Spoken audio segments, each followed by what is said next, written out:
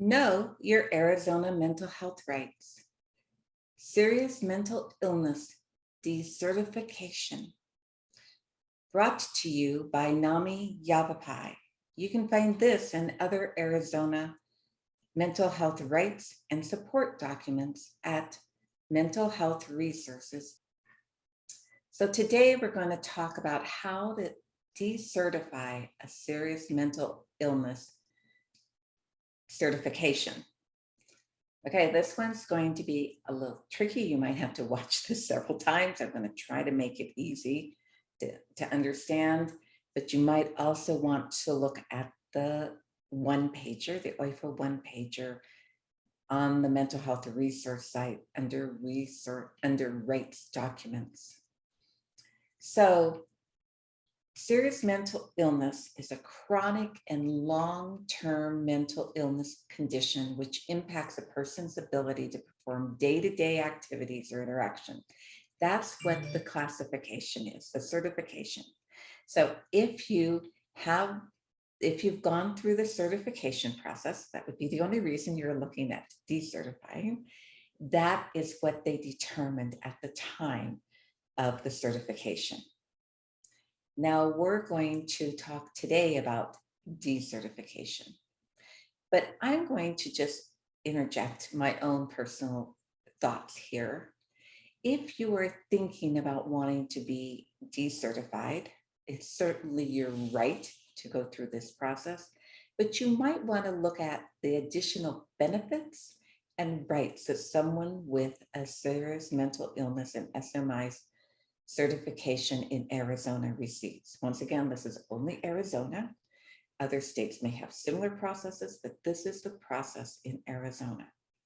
So now that I gave you that caveat, you still want to get a decertification, it's certainly your right.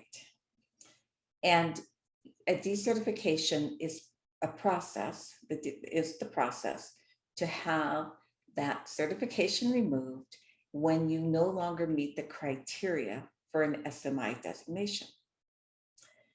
So once again, let me tell you, this can impact the eligibility category for services. And so you want to make sure you know exactly what's going to happen if you are decertified. So there's two ways to do it. And they're actually less wordy than the rest of this so far.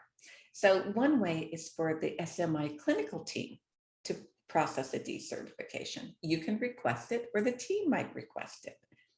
And the documentation is filled out, and then it's submitted to Solari. Solari is the current contracted provider to go to certify and decertify SMI status.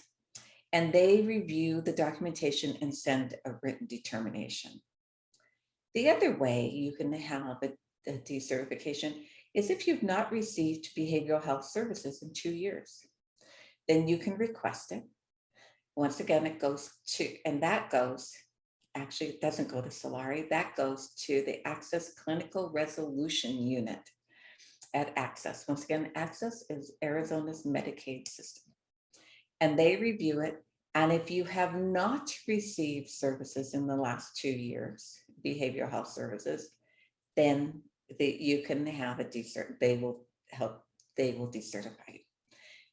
But if they find that you did receive services and you still want the classification taken off, you can go, once again, now you go back up to the top, you go to the clinical team and you start there, and they should help you, or you can also submit the documentation to Solari to have decertification.